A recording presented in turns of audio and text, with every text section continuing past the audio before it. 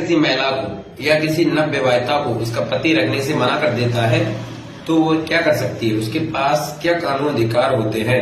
देखिए, सबसे पहले तो अपने परिवार के जनों के माध्यम से बात करके जो भी मैटर है उसको सुलझाना चाहिए। उसके बावजूद भी अगर वो रखने से मना करते हैं तो महिला के पास कई अधिकार होते हैं। सबसे पहले महिला को चाहिए कि वो परिवार परामर्श केंद्र या किसी महिला थाने में जाकर काउंसलिंग के लिए आवेदन कराए।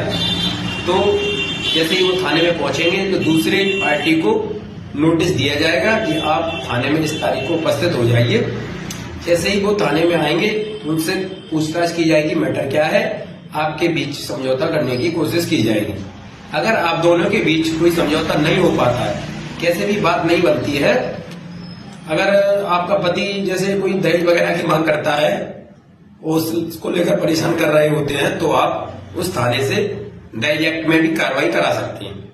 अगर ऐसा कोई मैटर नहीं है तो आपका पहला स्टेप पूरा हो जाता है। उसके बाद आपको चाहिए कि आप जिला न्यायालय में जाकर हिंदू एक्ट है ना, हिंदू विधि अधिनियम के तहत आप सेक्शन 9 का केस लगा सकते हैं।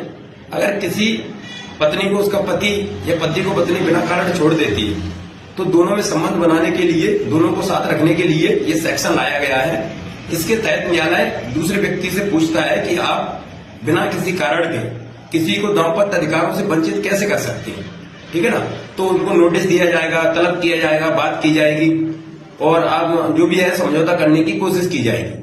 फिर भी आप दोनों के मध्य में कोई समझौता नहीं होता है, वो पति रखने के लिए राजी नहीं होता है, तो जिसने जो पिटीशन लगाई है उसके पक्ष में कोर्ट ऑर्डर कर देगा, तो आपका एक पक्ष मजबूत हो जाता है।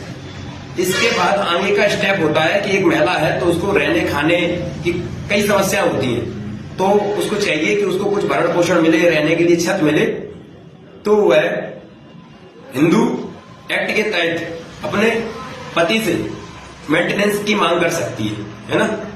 सीआरपीसी में पहले 125 सेक्शन में मेंटेनेंस के लिए आवेदन लगाया जाता था, वह अब भारतीय नागरिक सुरक्षा संहिता BNSS के अंदर सेक्शन 144 के अंदर लगाया जाता है।